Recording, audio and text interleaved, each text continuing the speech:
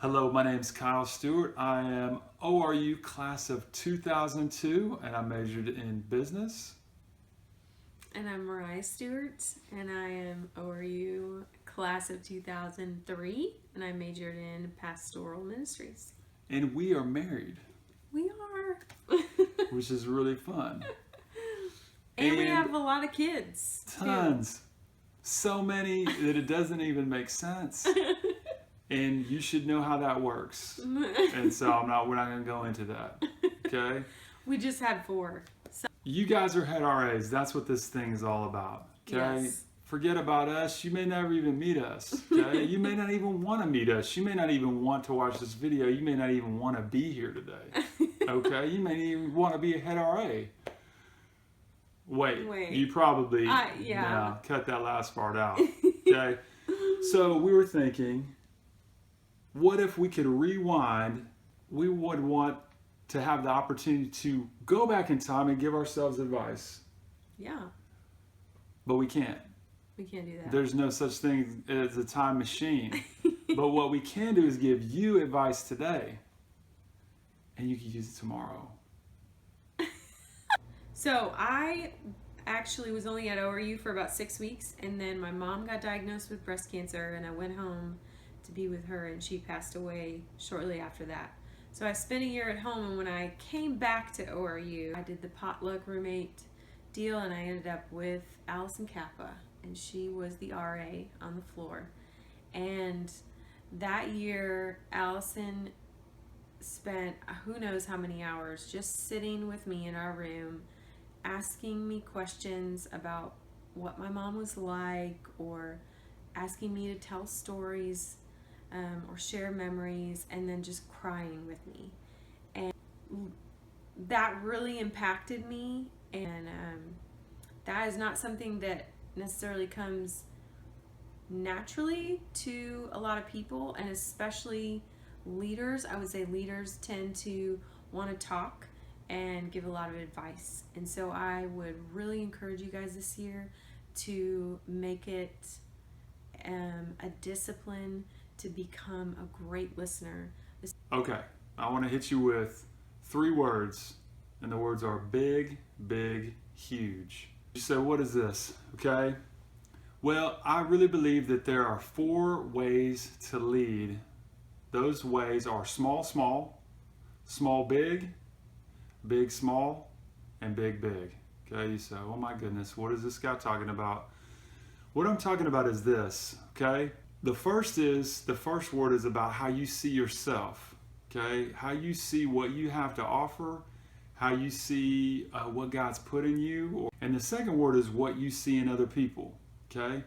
Now, if you look through a broken a neighborhood or broken city, there's a lot of small leadership. At your high school, there was a lot of small leadership, which means this: I don't see value in myself, and I don't see value in you. So we're going to do the types of things that reaffirm that smallness of value in each other. So those typically are going to be destructive behaviors. Classic example is you're at a job and everybody's complaining. You're complaining, oh, our boss is a jerk. We don't like this job. And then you're complaining too. I'm complaining. I don't see value and you don't see value in me. That's small leadership. Small big leadership is this: I don't see value in myself, but I see value in you. When you see a chapel speaker, that's a lot of times what people do. And what you guys are probably into right now is big, small leadership. That's when you start to understand that you have something to offer. You start to understand your spiritual gifts. You're walking in some confidence. Okay, you wouldn't be a head RA if you weren't walking in some confidence. Okay. Mm-hmm. So you're starting to feel big, and that's good, hopefully. And I'm not talking about big in terms of arrogance. I'm talking about big in terms of, hey, I'm an image bearer of God. I'm an adopted son, adopted daughter. You're starting to understand these things. You're feeling the power of the Holy Spirit because you were so used to, for years, doing small, big, where you looked up at people. Now that you feel big, you're assuming that they want to do the same thing. And they're small. They don't have as much to offer as you. They're not as strong as you. They're not as wise as you. Now you say, oh, I don't think that way. I bet you do more than you realize, okay?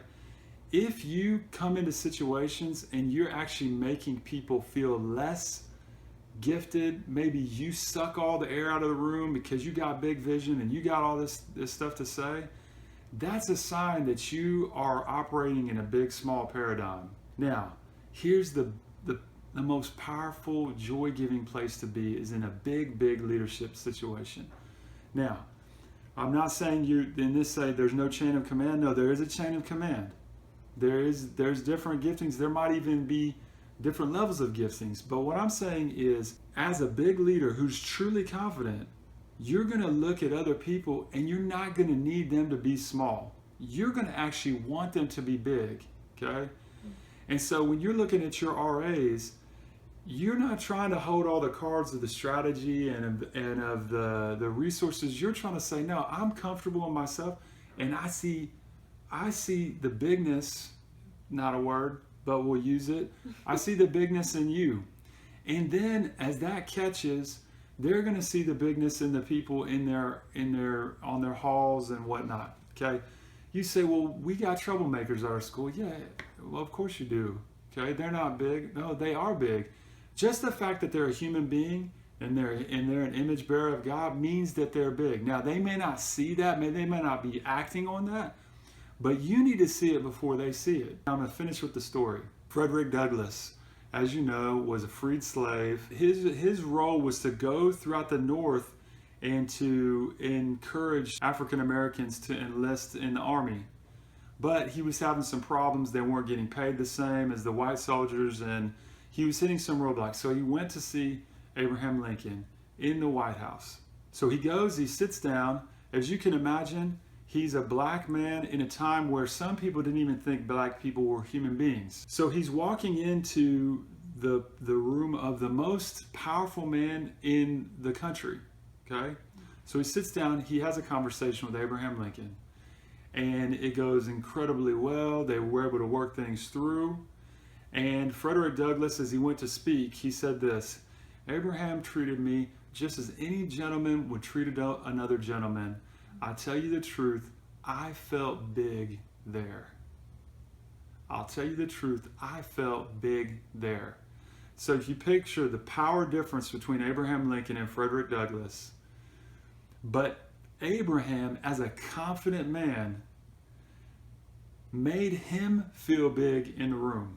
And that's the sign that you have become a great leader, is when people feel big around you. Bam! Mind explosion. I know, right? So good. So, let's go back to the three words. Big, huge. You say, well, you left out the huge, okay?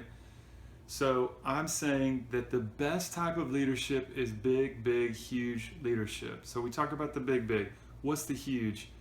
The huge is God, okay? Now, so here's what I'm saying is this.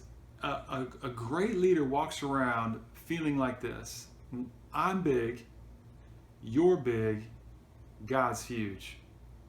I'm big, you're big, God's huge. You say, oh, that sounds cute. So as I become more aware of God's greatness, yes, I feel big because He's made me big, and yes, you feel big, or you seem big to me because I know He made you big. But I'm really not as much in awe of you or I as I am in awe of God. If you don't get the big, huge piece, you're not going to pray because you're not going to feel like it's essential. So watch your behavior and watch the way you act in certain situations, and it's going to tell you whether or not you're lining up with big, huge. You might be living small. And small is not going to work. So big, huge. I'm big, you're big, God's huge. Okay, another thing that I wanted to talk with you all about is just your Lambda time and how awesome of an opportunity it is to really pour into your RAs. But I just really want to encourage you to make that time intentional. I think Lambda is one of the biggest things to pray over ahead of time.